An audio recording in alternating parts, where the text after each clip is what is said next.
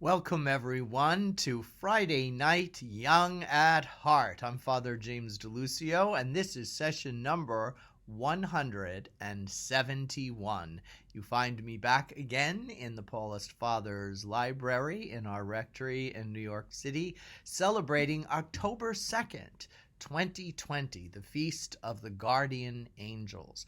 And speaking of calendars and feasts and angels, our ancient ancestors, yes, I think that's not redundant because we can have recent ancestors and ancient ancestors. Our ancient ancestors used to believe that in this month of October and in November, the veil between heaven and earth, between the earth and the underworld, the world of spirits and angels and saints and others, was thinner than usual, and both the Catholic Church and Orthodox Christianity has always maintained that this veil is always thin because we're always communicating with the saints and the angels and remembrance of the dead and prayers for the dead. So it's actually, in terms of Christianity, it's an all-year thing. But in the pagan world, and for some people with different philosophies, it's very special around October and November. What's also fun to keep us young at heart is to marvel at the fact that this month, October 2020, there'll be two moons. The first, well, one moon, but two appearances. Tricked you there, didn't I? October 1st and 2nd is a full moon, and we'll have another full moon on Halloween, October 31st, which runs on a Saturday, making it a blue moon. So this month has a harvest moon, a nice, lovely little song. Remember that one?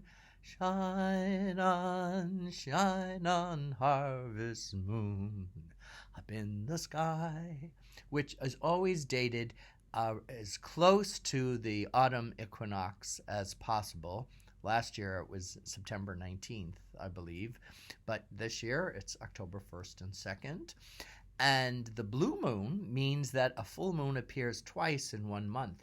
And this on Halloween, do you know the last time this occurred in the Western Hemisphere on a Halloween, to have a full moon and a blue moon, was 1944. So that makes this year's Halloween blue moon very special. And there's another song too, a Rodgers and Hart song.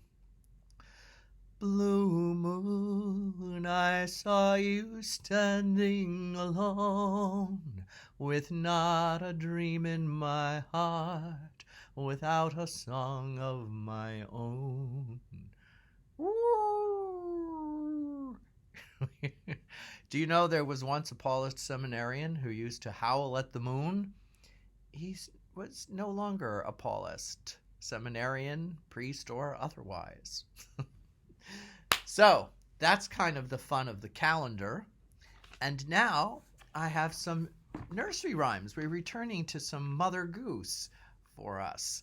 And since we've talked a lot about pigs recently, the Three Little Pigs last week with that funny Roald Dahl, Three Little Pigs and Little Red Riding Hood. If you haven't watched it from last week, I urge you to do so. It's quite hysterical. And then we had the Three Little Pigs prior the week before. So I found some pig poems. All right. Very good. Here we are. The first one. Let's go to the wood, says the pig. What to do there, says the pig. To look for my mother, says the pig. What to do with her, says the pig. Kiss her to death, says the pig. This is another one where you put your face in a poor child in bed or wheeled in a high chair and you just kiss them to death. There's a number of those, aren't there? Now here's a variation on the one we all know. I never heard it end this way. This little piggy went to market. This little piggy stayed home. This little piggy had roast beef. This little piggy had none. And this little piggy cried, wee, wee, wee, wee, wee. I can't find my way home. mine always cried on the way home. This one can't find his abode or her domicile. Choose the vocabulary word as you wish. Whose little pigs are these? Whose little pigs are these? They are Roger the cook's, I know by his looks. I found them among my peas.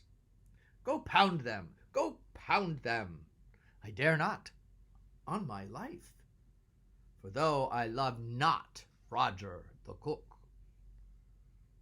I dearly love his wife.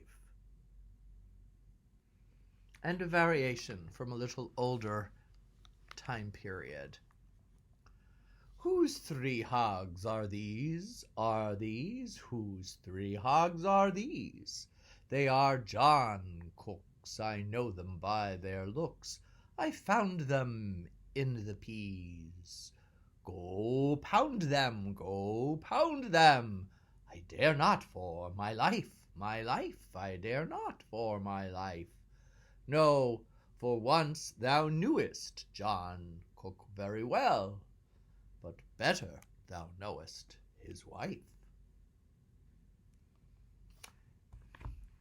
You may assume what you may, but remember, judge not, lest ye be judged. And here we have a poem about Utopia. 2 poems, a more modern version and an older variation. You love variations, do you not? Little King Pippin, he built a fine hall, pie crust and pastry crust, that was the wall. The windows were made of black pudding and white, and slated with pancakes you never saw the like. A true utopia. This one's even has more detail.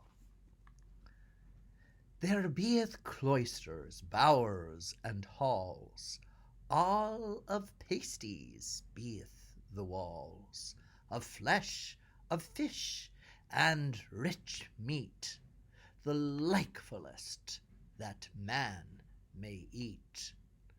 Florin cakes beeth the shingles all, of churchy, cloister, bower, and hall.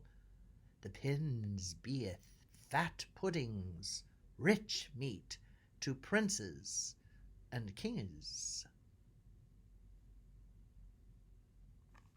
That was fun. And that's all for today, a short run. For next week, I invite you to add some, or you may do this tonight if you wish, add what are some of your favorite Halloween stories and Halloween movies, or spooky movies that might be appropriate for a family for this month of All Hallows. Well, actually, the month anticipating All Hallows, for Halloween is the eve of All Hallows, and that's the end of the month because November is the month of all the prayers for the dead and celebration of the saints. But this month has some of that going on too. We need to evolve some ideas for Halloween fun for families with children and for the grandchildren. Most will not be, if not all, prudently should not go out trick-or-treating this year because of the pandemic. So share some of your at-home party ideas and stories and poems. I'm going to share with you a story called The Little Old Woman Who Wasn't Afraid of Anything. It's a discovery I made when searching long ago now, some 16 years ago, searching for Halloween stories for my newest nieces and nephews, and I just love it. So I'm going to share some of that with you. That'll be probably in 2 parts, next week and the week after, and then cover some of the Halloween-oriented movies as we get closer to that, because October 30th is a Friday. It's a Halloween Eve. So thank you so much for joining me. I might throw in something extra during the week.